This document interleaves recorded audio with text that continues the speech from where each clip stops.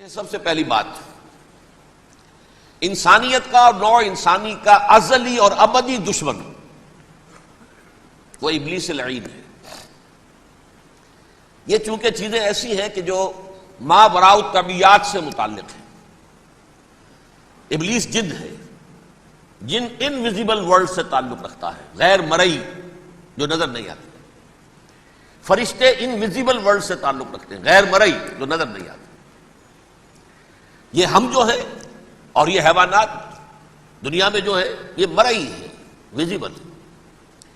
آج کا عام ذہن جو انسان کا بن چکا ہے، سائنٹزم جسے کہا جاتا ہے، سائنسی نقطہ نظر، اس کا عام لوگوں پر بھی اثر یہ ہوا ہے کہ جو انویزیبل ورلڈ ہے اس کی باتوں کی طرف توجہ نہیں کرتے۔ ہاں عقیدہ تو ہے کہ ہے، جن بھی ہے، فرشتے بھی ہیں، لیکن کوئی ان کی اہمیت ہماری نگاہوں میں نہیں۔ ساری نگاہیں مرکوز ہے visible world, physical world. Meta physics کا تو مضمون بھی اب سمجھ رہے ہیں کہ ختم کر دینا چاہیے، یونیورسٹیز سے فلسفے کے ڈپارٹمنٹس ختم ہو رہے ہیں، کیا ضرورت ہے اس کی؟ اصل شے یہ دنیا ہے، یہ عالم ہے، یہ کائنات ہے، یہ مادہ ہے، یہ حیات انسانی، حیات دنیاوی ہے۔ اس پر میرا جو مارکت الارا مضمون تھا 1967 کے جون میں جو چھپا تھا، اسلام کی نشرت ثانیہ کرنے کا اصل کام، کہ جو عہد حاضر کی جو تہذیب ہے اس کے 3 بنیادی اصول کیا ہیں؟ خدا ہے یا نہیں ہے چھوڑو، اس بحث میں نہ پڑھو، کائنات تو ہے نا، مادہ تو ہے نا، روح کوئی شے ہے یا نہیں ہے کیا پتا، کسی نے دیکھی نہیں آج تک، لہذا اس کے بارے میں گفتگو کا فائدہ کیا، وقت کا سیاح۔ عالم آخرہ کوئی ہے یا نہیں ہے کیا پتا، کس نے آ کے بتایا مرنے کے بعد، لہذا اس بحث میں نہ پڑھو، یہ عالم دنیا تو ہے نا، اٹس ویری مچ پریزنٹ، لہذا ساری توجہ اس پر صرف کرو۔ تو خدا کے مقابلے میں کائنات پر توجہ، روح کے مقابلے میں مادے اور جسم پر توجہ، حیات اخروی کے مقابلے میں حیات دنیاوی پر توجہ۔ یہ ہے اصل میں کرکس آف دی میٹر، اس تہذیب جدید کا خلاصہ۔ یہ دیکھیے اللہ تعالیٰ نے جو مخلوقات پیدا کی ہیں ان میں ایک تقسیم تو ہو سکتی ہے ذی حیات اور بغیر حیات، جاندار چیزیں اور بے جان چیزیں۔ بے جان چیزیں بے شمار، یہ تمام فلکیات، یہ پوری کائنات، یہ زمین، یہ پہاڑ، یہ شجر و حجر، کیا؟ لیکن ایک ہے جاندار۔ ان جانداروں میں ایک تقسیم ہے، 2 کا تعلق غیر مرئی دنیا سے ہے، انویزیبل ورلڈ سے۔ فرشتے جو دکھائی نہیں دیتے، ان کی پیدائش ہوئی ہے نور سے۔ دوسرے جنات جو انسانوں سے پہلے پیدا کیے گئے، آدم سے پہلے، وَالْجَانَّ خَلَقْنَاهُ مِن قَبْلُ مِن نَارِ السَّمُومِ۔ جنات کو تو ہم بہت پہلے پیدا کر چکے تھے آگ کی لو سے، وہ بھی نظر نہیں آتے۔ تیسرے انسان اور اس دنیا میں جتنے بھی حیوانات ہیں، ان کا جو مادہ ہے وہ ارض، یہ زمین ہے، یہ مٹی سے بنے، تراب سے بنے، کرسٹ آف دی ارتھ سے بنے۔ اب ان میں ایک تقسیم ہے، ایک وہ ہے، ان تمام میں شعور تو ہے، حیوانات میں بھی شعور ہے، خود شعوری جسے کہتے ہیں سیلف کانشسنس، یہ صرف 3 میں ہے، فرشتہ، جن اور انسان۔ حیوانات میں خود شعوری نہیں ہے، کانشسنس ہے، سیلف کانشسنس نہیں ہے۔ تھوڑی سی بات سے سمجھا دوں آپ کو، میں دیکھ رہا ہوں، آپ مجھے دیکھ رہے ہیں، کتا بھی کوئی یہاں ہوتا تو مجھے دیکھ رہا ہوتا، لیکن کتے کو مجھے دیکھتے ہوئے یہ احساس نہیں ہوتا کہ میں دیکھ رہا ہوں، یعنی کتے کو یہ احساس نہیں ہوتا کہ وہ دیکھ رہا ہے، مجھے دیکھ تو رہا ہے، اس کو میں کا احساس نہیں ہے کچھ۔ میں جب دیکھ رہا ہوں تو میں سمجھتا ہوں میں دیکھ رہا ہوں، میں ہوں کوئی شے جو دیکھ رہا ہوں، یہ خود شعوری ہے، سیلف کانشسنس۔ کسی بھی کام کو کرتے ہوئے اپنے وجود کا احساس، میرا فیصلہ ہے، میری رائے ہے، یہ ہے در حقیقت سیلف کانشسنس، انا، سیلف، خودی۔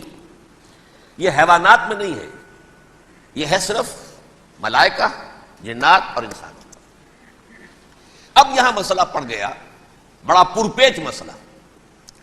اللہ تعالیٰ نے پہلے انسانی ارواح کو پیدا کیا نور سے، پھر ناگ سے پیدا کیا، نار سے، آگ سے جنات کو، پھر مٹی سے بنایا، آدم کا حی اللہ، اس میں روح پھونک دی، اب آدم بن گئے۔ اعلان یہ کر دیا کہ خلافت عرضی جو ہے وہ آدم کو عطا کی جا رہی ہے. یہ پیش پڑ گیا. اس پر تھوڑا سا اشکال تو فرشتوں کو بھی ہوا. قرآن میں ہے سورہ بقرہ کے 4 رکوع میں اتجعل فیہا من یفسد فیہا ویسفک الدماء ونحن نسبح بحمدک ونقدس لک. پروردگار اس آدم کو تو خلافت دے رہا ہے، زمین کے اندر اختیار دے دے گا، یہ تو فساد کرے گا، خوریزی کرے گا. ہم تیری تسبیح و تحمید میں لگے ہوئے ہیں، جو بھی حکم ہو ارشاد ہو ہم بجا لاتے ہیں، تو ضرورت کیا ہے؟ اس کا جواب اللہ نے دیا انی عالم ما لا تعلمون، میری مشیت، میری حکمت وہ میں ہی جانتا ہوں، ضروری نہیں کہ تم اس کو شیئر کر سکتے. لیکن یہ جنات میں سے ایک جن تھا عزازیل. اب دیکھیے کہ جنات کو ایک قرب حاصل ہے ملائکہ کے ساتھ. کیوں؟ وہ نور سے پیدا کیے گئے، یہ نار سے پیدا کیے، کتنا قرب ہے دونوں میں. انسان پیدا کیا گیا مٹی سے، مٹی انرٹ ہے، آگ بھڑکتی ہے، اوپر اٹھتی ہے، شعلہ زن ہوتی ہے، انرجی ہے اس میں. نور اور نار میں بڑا قرب ہے. اور عربی کے ایک قاعدے سے تو یہ ایک ہی لفظ ہے، مادہ ایک ہی ہے، حروف علت جو ہے ایک دوسرے کی جگہ آ جاتی. تو یہ قرب ہے، اگرچہ زمین و آسمان کا فرق ہے دونوں میں. فرشتہ نور سے پیدا کیا گیا ہے، وہ پاک ہے، وہ اللہ کے کسی حکم کی خلاف ورزی کر ہی نہیں سکتا. لا یعصون اللہ ما امرہم ویفعلون ما یؤمرون. وہ جو بھی اللہ تعالیٰ حکم دیتا ہے اس کی کوئی معصیت یا نافرمانی نہیں کرتے، بلکہ جو حکم لیا جاتا مان لیتے. ذرا سا اشکال ہوا تھا، پوچھ لیا، جواب مل گیا، خاموش ہو گئے بس. لیکن عزازیل نامی ایک جن تھا، جو ایک تو جن ہونے کی نسبت سے فرشتوں سے کچھ نہ کچھ مماثلت تھی، قرب تھا. دوسرے یہ علم میں، زہد میں، عبادت میں اتنا اونچا تھا، اتنا اونچا تھا، اتنا اونچا تھا کہ یہ ملائکہ ہی کے صف میں شامل ہو گیا. اس نے علم بغاوت بلند کر دیا. جب حکم دیا گیا کہ سجدہ کرو آدم کو، اب یہ دیکھیے کس قدر یہ اہم مضمون ہے. اور آپ سوچ رہے ہیں یہ باتیں آج پہلی مرتبہ ہمیں اس طرح سنائی جا رہی ہیں. یہ باتیں تو علم میں آتی نہیں ہمارے. وجہ کیا ہے؟ آپ کو دلچسپی نہیں ان چیزوں سے. جدید تہذیب نے ان چیزوں کی اہمیت کو زیرو کر دیا. قرآن میں اہمیت کا کیا عالم ہے؟ 7 جگہ یہ مضمون قرآن میں آیا ہے کہ فرشتوں کو ہم نے حکم دیا سجدہ کرو آدم کو، سب نے سجدہ کیا. فسجد الملائکۃ کلھم اجمعون، سارے کے سارے، کل کے کل، سب نے مل کر سجدہ کیا آدم کو. اللہ کے حکم سے فوراً تعمیل کر دی. الا ابلیس ابا واستکبر وکان من الکافرین. ابلیس نے نہیں کیا، انکار کیا، استکبار کیا، گھمنڈ کیا. اور اس کو سورہ کہف میں بیان کر دیا گیا. یہ اس لیے کہ وہ اصل میں جنات میں سے تھا، اگرچہ شامل تو تھا فرشتوں میں اس وقت. کانا من الجن ففسق عن امر ربہ، وہ اصل میں جنات میں سے تھا. اس وجہ سے وہ اپنے رب کے اس فیصلے کے خلاف کھڑا ہو گیا. سرکشی تھی اس میں. یہ معاملہ اتنا اہم ہے. اب آپ سمجھیے کہ 7 مرتبہ سورہ بقرہ، سورہ اعراف، سورہ حجر، سورہ بنی اسرائیل، سورہ کہف، سورہ طٰہٰ، سورہ صاد، 6 مکی صورتوں میں ذکر ہے یہ، اور ایک مدنی صورت سورہ بقرہ. ان میں سے اکثر مقامات پر پھر جب اللہ نے کہا کہ اچھا تم نے یہ سرکشی کی ہے اور ہمارے حکم کی خلاف ورزی کی ہے تو یہاں سے نکل جاؤ، دفع ہو جاؤ، تم مردود ہو، مردود، ملعون. ان علیک لعنتی الی یوم الدین، اب تجھ پر لعنت رہے گی میری قیامت کے دن. اس نے کہا اچھا پروردگار پھر مجھے ذرا مہلت دے دے. رب فانظرنی الی یوم یبعثون، قیامت تک میری زندگی طویل کر دے. فذهب فإنك من المنظرین، کہہ دیا اچھا جاؤ، تمہاری یہ درخواست بھی ہم نے قبول کی. انہوں نے کہا پروردگار اب میں اس آدم کو بھی گمراہ کر کے چھوڑوں گا اور آدم کی نسل کو تباہ کر کے چھوڑوں گا. انتہائی شدید چیلنج کے انداز میں یہ قرآن مجید میں 4-5 مرتبہ مضمون آیا ہے. میں نے صرف 2 جگہ سے آپ کو اس وقت کوٹ کر کے سنایا تھا. سورہ اعراف میں اللہ تعالیٰ فرماتے ہیں قال، اس پر ابلیس نے کہا فبما اغویتنی، تو اے رب جو تو نے مجھے گمراہ کیا ہے، مجھے ذلیل کر دیا، مجھ پر فوقیت دے دی اس کو. انا خیر منہ، میں اس سے بہتر ہوں. خلقتنی من نار وخلقتہ من طین، بنایا تو نے مجھے آگ سے اور اس کو بنایا مٹی سے. پھر مجھ سے مطالبہ کہ میں سجدہ کروں، اور میں نے سجدہ نہیں کیا تو اب تو نے مجھے ملعون قرار دے دیا. قال فبما اغویتنی لاقعدن لهم صراطک المستقیم، اب میں یہ نسل آدم کے لیے اس کو برباد کرنے کے لیے تیرے سیدھی راہ کے اوپر گھات میں بیٹھوں گا، سیدھے راستے پر چلنے نہیں دوں گا. ثم لآتینہم من بین ایدیہم، پھر میں ان پر حملہ آور ہوں گا ان کے سامنے سے بھی، ومن خلفہم ان کے پیچھے سے بھی، وعن ایمانہم ان کے داہنی جانب سے بھی، وعن شمائلہم ان کے بائیں جانب سے بھی، ولا تجد اکثرہم شاکرین، اور تو دیکھے گا کہ ان کی اکثریت تیری شکر گزار بندوں پر مشتمل نہیں ہوگی. یہ چیلنج تھا.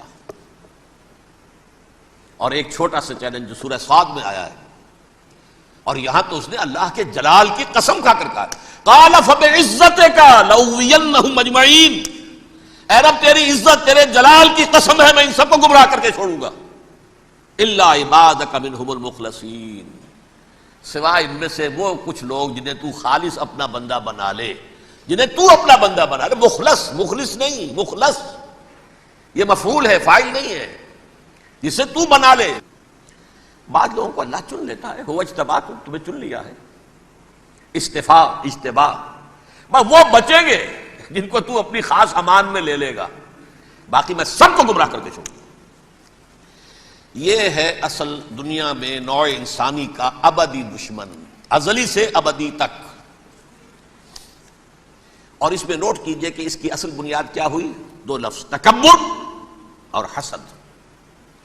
استکبرا، تکبر کیا، انا خیر منہ، میں اس سے بہتر ہوں. یہ ساری بس کی گانٹھ یہی ہے، سب سے بڑی گمراہی کی وجہ یہی ہے.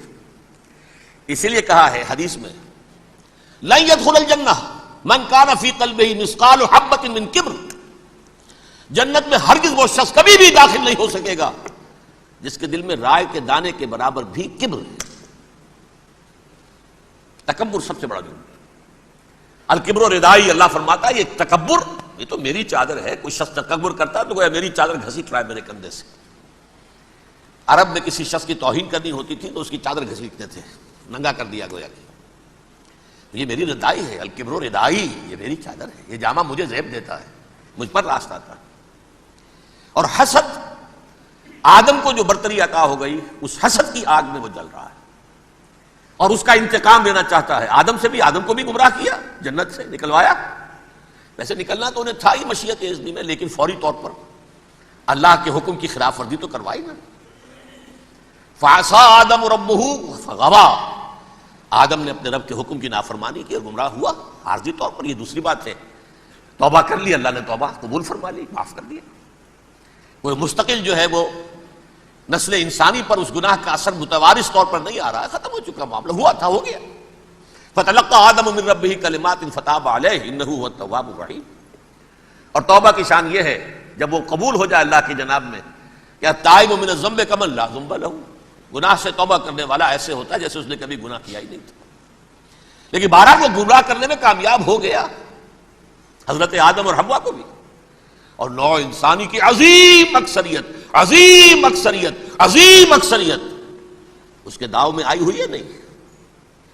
کتنے ہیں وہ عباد اللہ المخلصین، الا عبادک منہم المخلصین، کتنے ہیں جو واقعتاً خالصتاً اللہ کے بندے بن گئے ہوں، جنہیں اللہ نے اپنا بنا لیا، اپنا قرار دے دیا. اب اس کے ساتھ نوٹ کیجئے، اس ابلیس کے ساتھ ایک فوج بھی ہے جسے قرآن مجید میں کہا گیا ہے یہ اس کی پارٹی ہے، حزب الشیطان. یہ اکیلا نہیں ہے. ایک تو وہ عزازیل ہے، اس کی طویل ترین عمر اللہ نے دے دی، وہ تو قیامت تک رہے گا. باقی بھی جنات جو ہیں ان کی نسل میں سے، جو اس کی نوع میں سے، اس کی نسل میں سے، جنات کی عمریں انسانوں کی عمروں سے زیادہ ہیں، بہت زیادہ ہیں، لیکن پھر بھی اتنی نہیں ہے. یہ خاص ہے اس کا معاملہ کہ اس نے کہا تھا رب انظرنی الی یوم یبعثون، مجھے دے دے مہلت اس وقت تک تاکہ میں ثابت کر کے دکھا دوں کہ جسے تو نے یہ خلافت دیا یہ اس کا اہل نہیں ہے. Let me prove this point. ولا تجد اکثرہم شاکرین، تو ان کی اکثریت کو شکر گزار نہیں پائے گا. وہ ابلیس جو ہے وہ ریکروٹ کرتا ہے اپنے فوجی، اول تو خود جنات میں سے جو اس کے نمبر 1 لشکری ہے.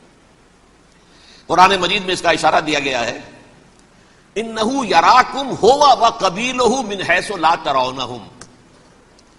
دیکھو لوگو، اے انسانوں، وہ ابلیس لعین عزازیل اور جو اس کے قبیلے کے لوگ ہیں، جنات ہیں، وہ تمہیں وہاں سے دیکھتے ہیں اور تاکتے ہیں اور حملہ کرتے ہیں جہاں سے تم انہیں نہیں دیکھتے. وہ غیر مرئی ہیں، انویزیبل ہے، تمہیں نظر نہیں آتے. ویزیبل دشمن کا وار تو روک لو گے، انویزیبل کا کیسے روکو گے؟ انہو یراکم ہوا وقبیلہ، اکیلا ہی نہیں ہے وہ تو تمہیں تاکتا ہے، تم پر حملہ کرتا ہے، گھات میں لگ کر جو ہے تمہارے اوپر حملہ کرتا ہے، وہ بھی اور اس کے ساتھ اس کے قبیلے کے لوگ جنات بھی، من حیث لا ترونہم، جہاں سے کہ تم انہیں نہیں دیکھتے.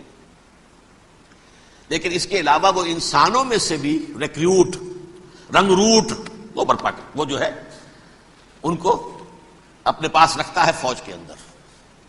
جس کی سب سے بڑی مثال کیا ہے؟ سورہ مجادلہ میں اللہ تعالیٰ نے منافق، حالانکہ وہ کون تھے؟ بظاہر حضور کا کلمہ پڑھنے والے، حضور کے پیچھے نماز پڑھنے والے، اسلام کا دعویٰ کرنے والے، ان کو اللہ فرماتا ہے اولئک حزب الشیطان الا ان حزب الشیطان هم الخاسرون، یہ شیطان کی پارٹی کے لوگ ہیں. وہاں مقابلے میں آیا ہے اولئک حزب اللہ الا ان حزب اللہ هم المفلحون. یہ دو پارٹیاں ہیں، حزب اللہ اللہ کی پارٹی جو اس کے مخلص بندے ہیں وہ اللہ کی پارٹی، اور جو شیطان کے مرید بن گئے اس کے ہاتھ پر بیعت کر لی، لہذا وہ اس شیطان کی پارٹی کے لوگ ہیں، چاہے وہ انسان ہو چاہے جن ہو. تو انسانوں میں سے بھی اس کے حزب میں، اس کی پارٹی میں اس کے ایجنٹ ہیں اور بہت ہیں، بلکہ بہت سے تو ایسے ہیں کہ جو جنات کے بھی کان کتر دیں، ان کو بھی شیطنت سکھا دیں، پڑھا دیں.